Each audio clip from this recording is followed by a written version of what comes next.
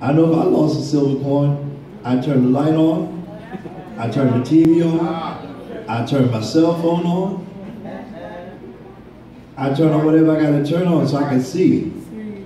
Yeah, a silver coin is worth some money. That's right. If you don't want to, give me your silver coin. I'll keep your silver coin. I know a whole lot I can do with silver right about now. And don't even mention gold. And when she finds it, she calls her friends and neighbors together and says, you need to be happy for me because I lost my coin, but I found it.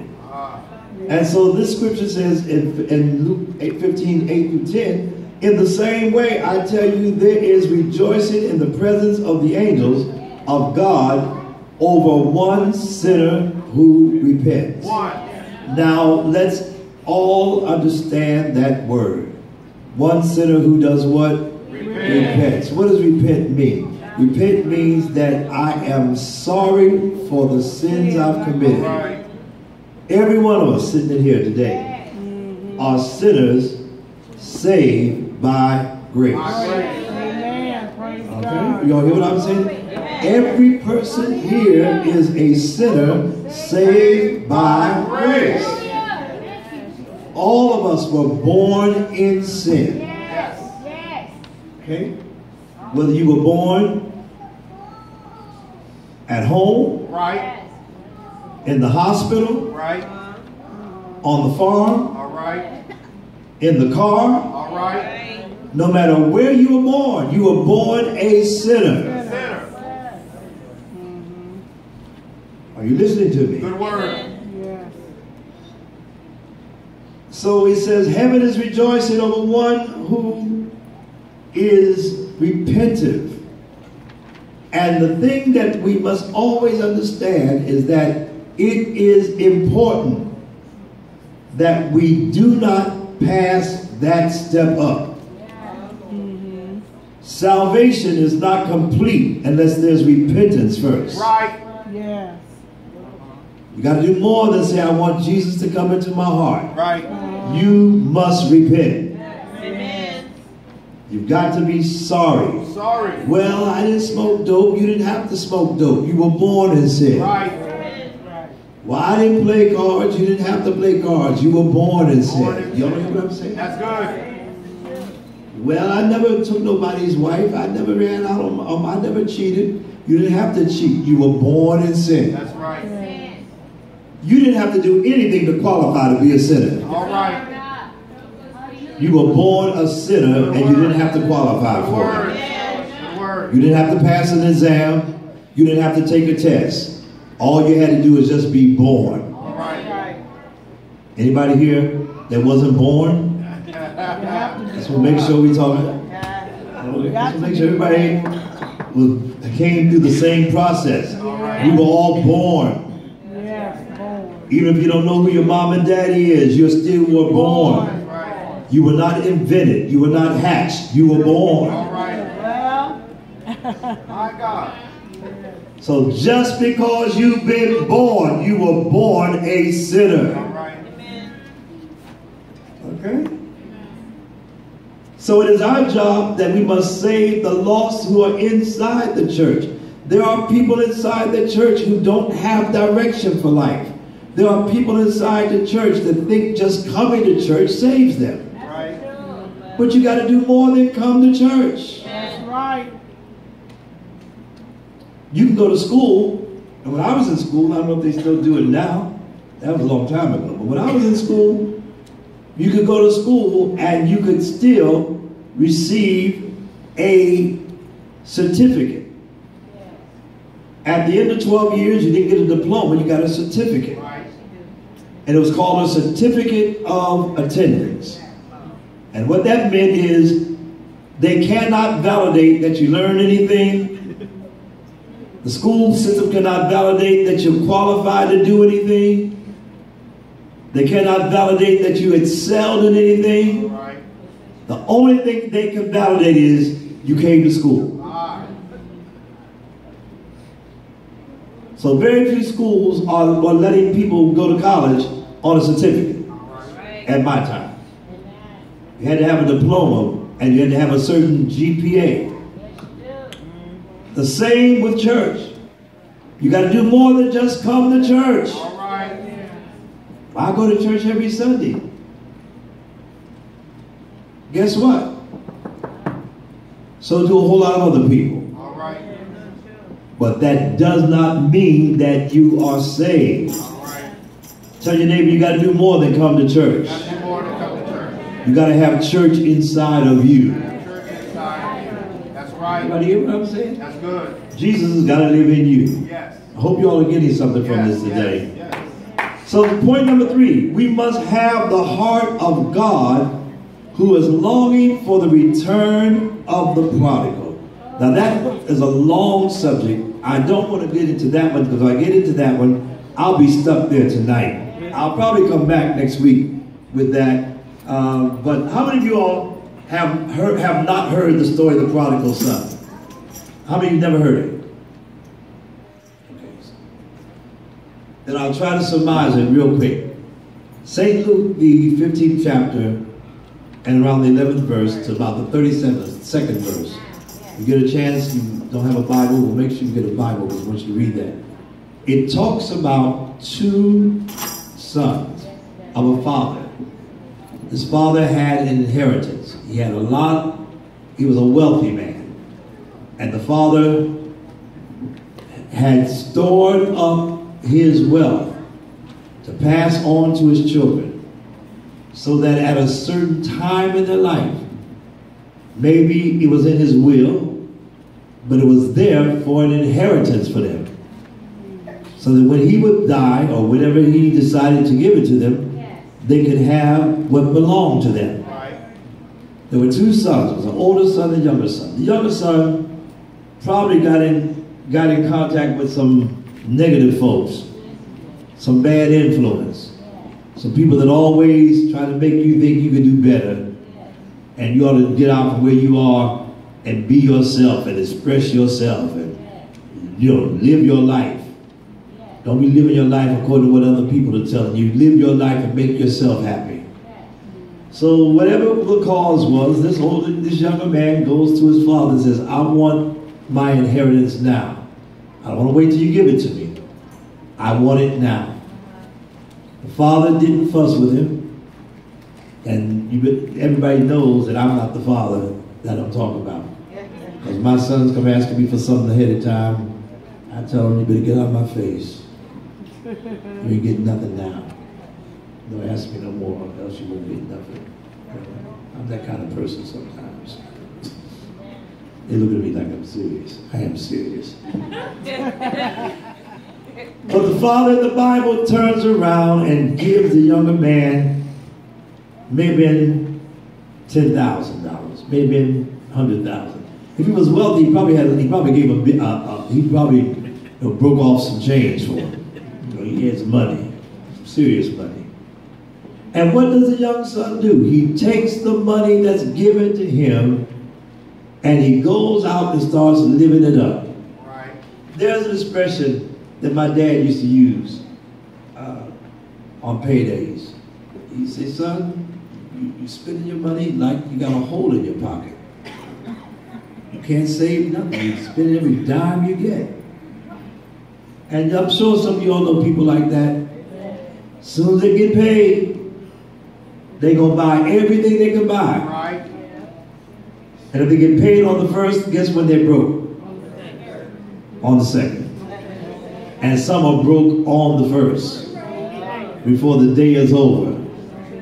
Because if they don't know how to budget their money, they probably owe half of their paycheck before they get it. Now that's a foolish way to live. Unless you're paying your bills. You shouldn't be having to borrow money from Sue and Jane and Pookie and everybody else. And then when you get your paycheck, here they are standing in line wanting their money. Y'all ain't saying much to me, but you know I'm telling the truth. That's called mismanagement. Y'all hear what I'm saying? You're not a good manager of your money. And that was a problem this young brother had, this young son had. He didn't know how to manage his money. So he goes out and he's the big guy. He's gonna take his money and he's gonna treat everybody else. And most of y'all know, when you got money, you got a whole lot of friends. That's right. Money will cause people to gravitate to you. You looking for a girlfriend? Flash some money. Looking for a boyfriend? Flash some money. When they see money, they see dollar bills, dollarinis. All right. They are ready to fall in love. I don't know. It's something about you I like. You're different. I had my eye on you a long time. Yeah, you ain't looking in my pocket. So this young man takes his money. He starts treating folks. He starts buying stuff for people. He probably was buying clothes and buying this. And, you know, if they were drinking, because at that time they did drink wine in the Bible, he probably got the top shelf. Give us this. For the whole, everybody eat. Everybody drink. Let's go, everybody, let's go eat. Everybody, let's go out on a cruise. Let's go out on a ship. I'm paying for everybody. He wasted all his money. After wasting his money, he got to the place where he had nothing, and he had to go and get himself hired by somebody. And the job he had, now remember, this is a wealthy guy, so this guy was the son of a king. And he turns around and becomes a servant. Right. Has to start taking care of sheep and doing all that other kind of stuff. And he was so hungry, he had lost everything. And in losing everything, he made up his mind. He said, you know what? I'm sitting up here, I'm so hungry that I feel like I could eat the same thing that them hogs over there is eating. And anybody from the country know hogs eat something called hog slop. Right. And slop is nothing but just everything that's left over. You know, my aunt used to raise hogs down in the country. And when you talk about slop, you know, if the buttermilk went bad in the refrigerator, they throw the buttermilk in the container. They threw leftover rinds from the watermelon. They throw the bits of food from the table. If something molds, the bread went molded, they throw that in there. And those hogs, as soon as they take it and throw it out there, bam, throw it in that hog trough. Those hogs come running like you serving them filet mignon. Because they live on slop. And so the guy was so hungry, he said, I feel like eating the same thing the hog eats. But the thing that happened to him is he had a point of reality. Right. And every once in a while, all of us got to come to a place called reality. Reality is called a real place. All it's right. Not a place that you can live in an imaginary world. Oh, things gonna get better. When my ship comes in, I got a production coming out. I got a book coming out. Things are gonna get better. But you have wasted all your money. You have nothing left. Ain't no book coming out. Don't nobody want to hear your book. He lost everything. And when he lost everything, he said, I need to get up from where I am. Because I'm sitting up here starving. And my dad got steaks in the oven. They probably cooking right now. And I'm up here gonna die. He went back to his father's house. When his father saw him, his father turns around and tells him come. He rejoices that this young man has come home. He says, kill the calf. We're going to have a party. Because my son was dead, but now he's alive again. That's the story of the prodigal son. The prodigal son went out, wasted his substance and riotous living. But when he came back home, the father received him. And you've got to realize we have a lot of people who are prodigal sons and daughters in the world today. Right. People that think they can make it on their own, people that think they can live the way they want to live, and they waste everything. They may not be money, but you waste your reputation. You left home with a good reputation, and then you go out there and burn your reputation. Right. You take advantage of people. You use people. You just try to get over.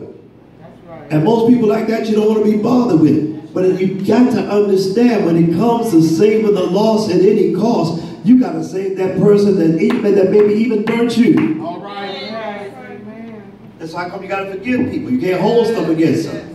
That person that lied on you, you got to make sure, you got to do your part to make sure that person gets saved. That's right. Even as a preacher, I preach to people that I know talk about me all the time. All right. I've heard them talk about me. Right. See what they've done. I just saw one Sunday.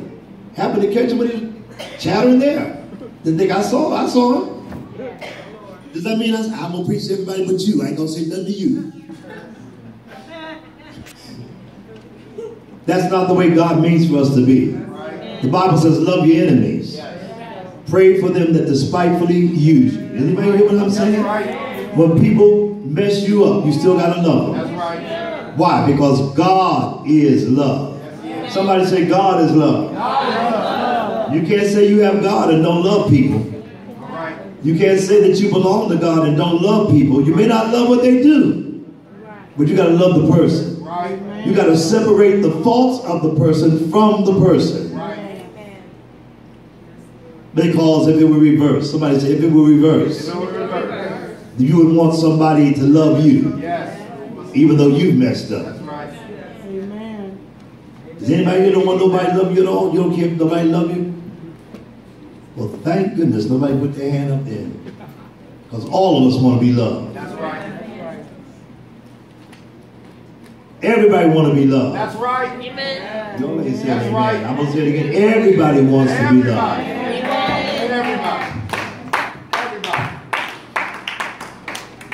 So the prodigal son wasted his substance.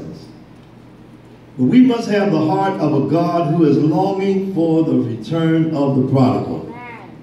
Now, in that story, what I didn't tell you is that father went out there a whole lot of days looking for his son that was lost. Because he wanted him to come back home. And when you know people in your family, I've got them in my family, you have them in your family. Sometimes you think they're on their way home and they turn around and make a U-turn and go right back out there and do the same thing again. Sometimes you think, well, finally she came to her senses. Finally he woke up. And they go out and act worse than they did the first time. You can't cut them off. You know why you can't cut them off? Because God ain't cut none of us off. That's right. That's right. The heart of God is God don't cut you off when you mess up. That's right.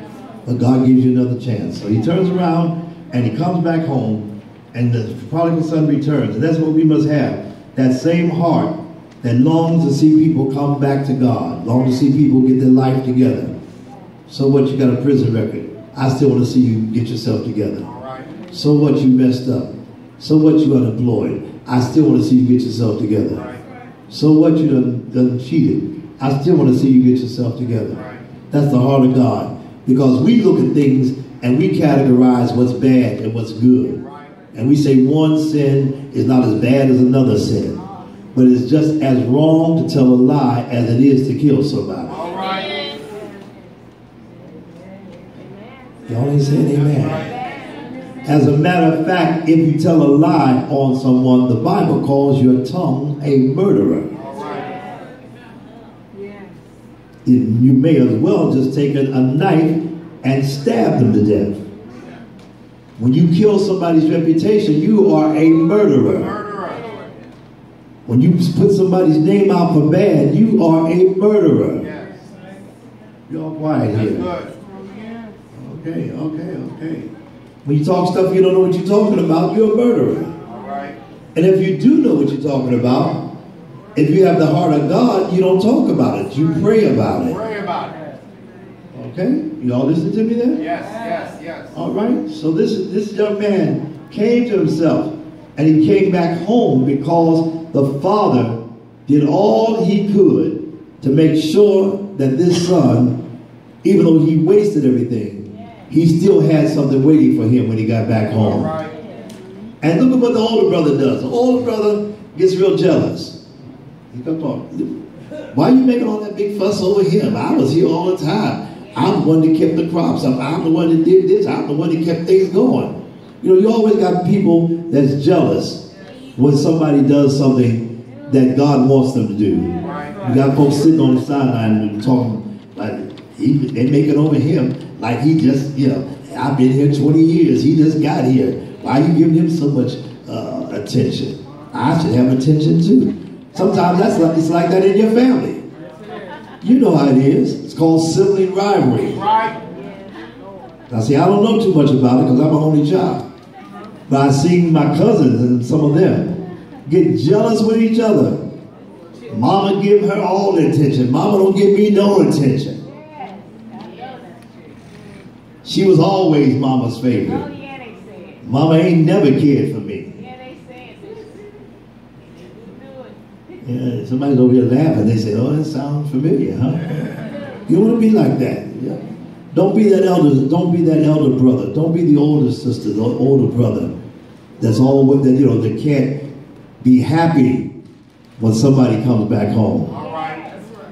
So ask your neighbor, are you happy for me? Are you happy for me? Yeah. If I mess up and get it together, will you be happy for me? All right. Are you gonna keep on trying to beat me over the head like I don't deserve to be here? The word. Oh, okay. Point number 4. I'm almost finished. Don't destroy these papers now. Some of y'all ain't been writing nothing, so I guess maybe you're getting writings. I ain't saying nothing. I thought I was saying something. No, I thought I was. Pray for my iPad. It ain't saying nothing right now.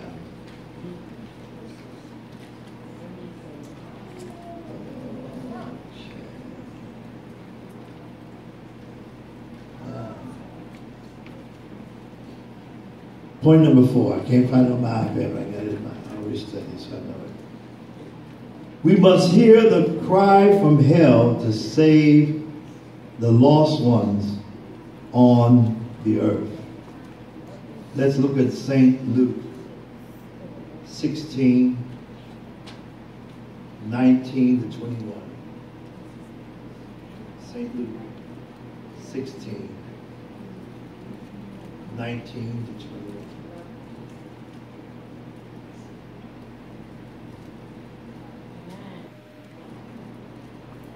Here's another parable. There was a certain rich man which had clothes of purple and fine linen and fared sumptuously every day. And there was a certain beggar named Lazarus, which was laid at his gate, full of sores. The 21st verse says, and desiring to be fed with the crumbs which fell from the rich man's table. Moreover, the dogs came and licked his sores. Now, understand this story. When they died, because the rich man failed to be concerned about anybody other than himself. Right. He took his riches. He wouldn't share it with Lazarus. He let Lazarus starve to death. And wouldn't even give Lazarus crumbs. And he had plenty food to eat. Because I said he fared sumptuously, which meant he had probably a banquet every time he sat down. My God. You know, he had like a hometown buffet breakfast every morning. I'll take some eggs, some ham, some coffee, some jam. Let me have some juice. What kind you want? Give me orange, give me grape, give me crabapple, give me grapefruit. That's the kind of lifestyle this guy had. He had everything he wanted. Here's a man that's sick, sitting at the gate, and he won't give the guy crumbs from his table. And he thinks that, because he doesn't do this, God honors the fact of him being selfish. And that's the problem that's with us. We are selfish. We're so happy with what we have. If you have salvation, you're rich in God. Right. If you have salvation, you are rich in God. I'm going to say it again. Right. You may not be rich in your pocket, but you're rich in God. Right. You have the best that heaven ever could ever offer on earth. And that's Christ, Jesus Christ. That's right. The Son of God. That's right. Living in you. You are rich. And you sit there and you see other folks, you act like you're going to pass them by. This rich man passed Lazarus by. But when Lazarus died, Lazarus went to the bosom of Abraham. Right. Yes, he did. And when the rich man died, My God. with all of his money, with all of his food, he ended up in hell. Now, remember this if you don't remember nothing else. It's a very colloquial expression. It's an expression that people use when they're going through something. How you doing? I'm just going through hell. Remember this. Nobody goes through hell. All right. Anybody that goes to hell stays in hell. That's right. Don't go through it. The only one that visited hell and left was Jesus Christ. All right. My God. He went into hell and preached for 3 days after he was crucified. And because he was God in the flesh, he got out of hell. That's right. Because anybody that goes to hell, you are captive in hell forever and ever throughout eternity. So please don't put judgment on yourself. Ain't nobody, I don't care how bad it is. I don't care how broke you are. I don't care how sick you are. I don't care what people have said about you. You are not going through hell. All right. Hell has no return ticket. That's right. It's not a round trip. It's a one-way trip to hell, and once you get there, you're there forever and ever and ever and ever. Okay. This man died and went to hell. But in hell, he could still see Lazarus, this poor man that he passed up. He looked up there and saw Lazarus in the bosom of Abraham and said to Lazarus, could you help me? Isn't that amazing? Here's a man that wouldn't even give Lazarus a piece of bread. Now he wanted to help him. Could you just get some water and put your finger in the water and just put it on the tip of my tongue? Because hell is hot. Hot. Hell is hotter than it is down here. All right. That's another thing. Don't let nobody, oh, it's hot as hell. No, it's not hot as hell. It ain't never been that hot on earth. No place on earth. That's right. Stop saying stuff. You don't say that. No. Okay. And yet Lazarus couldn't help him because judgment had come against him. Right. So what I'm saying to you is we got to hear the cry from hell to save the loved ones on the earth. Lazarus couldn't save him, but there are those that are going through bad situations. Right. And there are people crying for help. You know, that little girl that acts up and can't nobody control her. And she's just out of control and just irate and fussing and carrying on and always upset. And I don't care how much you punish her. I don't care how much you whip her. I don't care how much you do to her. She still does not change. She's really crying for help. All right. Y'all didn't know that? That's right. There's people that do anything to get your attention. You know why? They really want help. They're going through something they can't even explain what they're going through. And just your attention 1 minute is help to them. All right. At least you talk to me for a minute, you know. But we got to hear the cries of those that are going through and need help. Why? Because we are living in the last days and we must be prepared to meet the Lord. Last but not least, going back to our first lesson, we must bear fruit. Bear fruit. Otherwise, we will be cut off. Now, this is the third week that we've talked about we must bear fruit, Right. or we will be cut off. Cut off. I can't tell you how much longer this lesson will last. I will tell you that God will hold us responsible Right. for what we have heard. That's right. If we don't start doing some fruit bearing, God's going to cut us off. All right. That means he will disconnect us. There'll be blessings all around and you'll miss out on every blessing Oh, God. because he's disconnected you from the blessing. Help us. Help us. Help us. There'll be healings taking place and you won't get healed because you've been disconnected from the blessing. All right. You're quiet. It's good.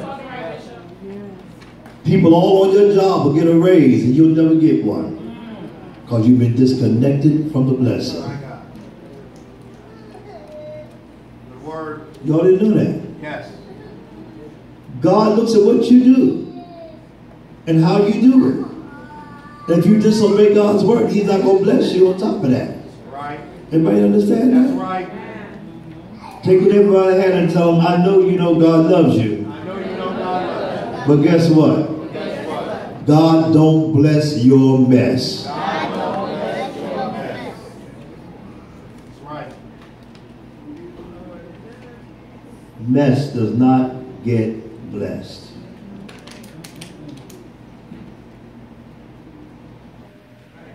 Any questions? 8:03. My goodness. I thought it was 9 o'clock. Sister Denise.